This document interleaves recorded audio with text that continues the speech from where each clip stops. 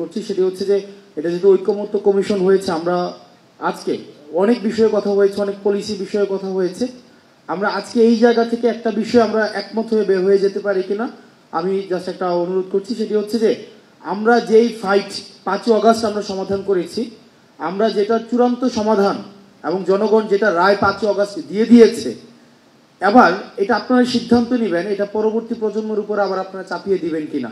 এই যে আওয়ামী লীগের যে প্রশ্নটা আমরা দেখতে পাচ্ছি যে আওয়ামী লীগের রিহেবিলিটেশন বিভিন্নভাবে করার একটা প্রক্রিয়া হচ্ছে, কিভাবে তাদেরকে নির্বাচনে আনা যায়, তাদের ছাড়া নির্বাচন কি গ্রহণযোগ্য হবে কি হবে না, সেই বিষয়গুলো নিয়ে আলোচনা হচ্ছে, যেটা খুবই দুঃখজনক। আমরা এই বিষয়টির সমাধান 5ই অগাস্ট করেছি এবং মানুষ 5ই অগাস্টে রায় দিয়েছে, এবং একটা দল কতটা জনবিবর্জিত হতে পারে যার ফলে সেক্ষেত্রে তাকে দেশ ছেড়ে পালাতে হয়। আমরা যখন মিডিয়াতে দেখি আমরা কিন্তু দেখি যে সাবেক প্রধানমন্ত্রী দেশ ত্যাগ করেছেন এভাবে লেখা হয়, কিন্তু আসল সত্যটা হচ্ছে উনি দেশ থেকে পালিয়েছেন। একটা দেশ থেকে কত জনবিবর্জিত হলে একটা দেশ থেকে এবং পৃথিবীর ইতিহাসে একটা বিরল নজির, যে ক্ষেত্রে আমরা দেখেছি যে গণভবনের প্রধান এবং হচ্ছে বাইতুল মোকাররমের প্রধান দুইজন একসাথে দেশ থেকে পালায়।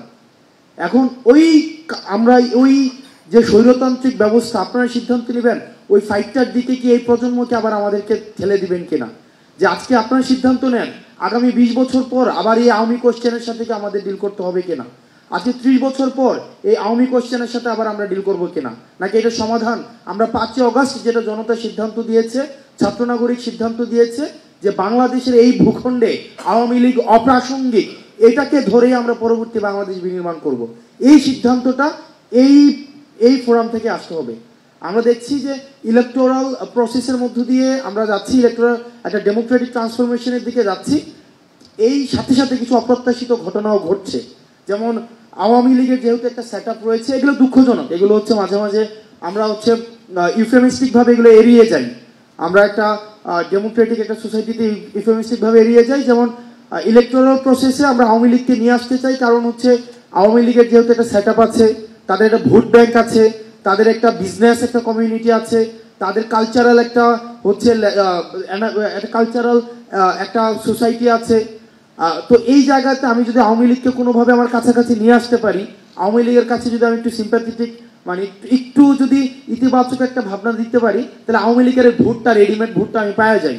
তো এই কারণে দেখতে পাচ্ছি অনেক রাজনৈতিক দলের মধ্যে বা আমাদের নিজেদের মধ্যেও এক ধরনের আওয়ামী প্রীতি তৈরি হচ্ছে, যেটি একটি জাতির জন্য পরবর্তীতে আমি মনে করি যে আমাদের এই প্রজন্মকে আবার একটা এন্ডলেস কনফ্লিক্টের দিকে ঠেলে দেওয়া হবে। সুতরাং আমরা আমাদের জায়গা থেকে বৈষম্যবিরোধী ছাত্র আন্দোলন এবং এই প্রজন্ম আমরা একটা জায়গায় আজকে যখন ডিসকাশন আমি পুরোটা সময় শুনছিলাম, আমরা একটা বিষয় মনে হয় আমরা অ্যাভয়েড করছিলাম, আমরা একটা জেনারেশনাল কনফ্লিক্টের মধ্যে রয়েছি। আমাদের এই প্রজন্ম, আমার বয়স 27 বছর, অনেকে হয়তো মেম্বার অফ পার্লামেন্ট হয়েছে আজকে থেকে 35 বছর বা 40 বছর আগে এখানে উপস্থিত আছেন, বা অনেকে চাকরি করেছেন আরো 40 বছর আগে রিটায়ারমেন্টে চলে আসছেন, আমার বয়স সবে 27। তো আমি আমার জায়গা থেকে একটা বিষয়, আমরা এই জেনারেশন কনফ্লিক্টে আমরা এই প্রজন্ম আওয়ামী লীগকে ধারণ করার জন্য আমরা প্রস্তুত না। এখন আপনারা যদি আবার আমাদেরকে চাপিয়ে দেন যে আওয়ামী লীগকে, তাহলে এটা কিন্তু এক ধরনের এটা একটা ভমিটিং হবে, এবং এটার বার্ডেন, এটার দায়ভার আমরা আমাদের যারা পূর্ববর্তী প্রজন্ম আছে, অভিজ্ঞ প্রজন্ম আছে, রাজনৈতিক প্রজ্ঞা, রাজনৈতিকভাবে যারা বিচক্ষণ, তাদেরকেই কিন্তু আমরা সবসময় এই এলিগেশনটা দিয়ে যাব। তার মানে আওয়ামী লীগের বিষয়ে আমাদের একটা চূড়ান্ত সিদ্ধান্ত অতি সত্বর আসতে হবে, না হয় এই যে তরুণ প্রজন্ম এটা ফ্রাস্ট্রেশনের দিকে যাবে।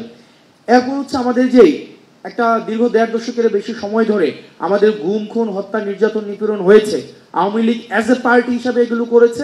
আমরা চাই এগুলোর বিচারটা ভিজিবল হোক, তাত্ত্বিক জায়গা থেকে এই জায়গাটা দৃশ্যমান হোক, যাতে করে ট্রাস্ট বিল্ডিংটা হয়। এই যে গুম খুনের গণহত্যার যে বিচারটা, এটা যেন খুব দ্রুততম হয়, এটাকে প্রায়োরিটি বেসিস যদি করেন, তাহলে আমাদের এই যে তরুণ প্রজন্মের কাছে যে কমিটমেন্টটা রয়েছে, এই কমিটমেন্টটা আমরা সেটার বাস্তবায়ন ঘটাতে পারি।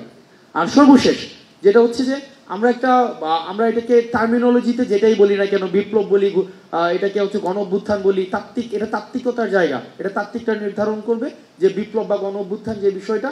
কিন্তু আমরা যেটাকে এক্সপিরিয়েন্স করেছি, আমরা মনে করি এটার একাডেমিক এবং এটার অ্যাডমিনিস্ট্রেটিভ ইনস্টিটিউশনাল এটার অ্যাকনোলেজমেন্ট প্রয়োজন।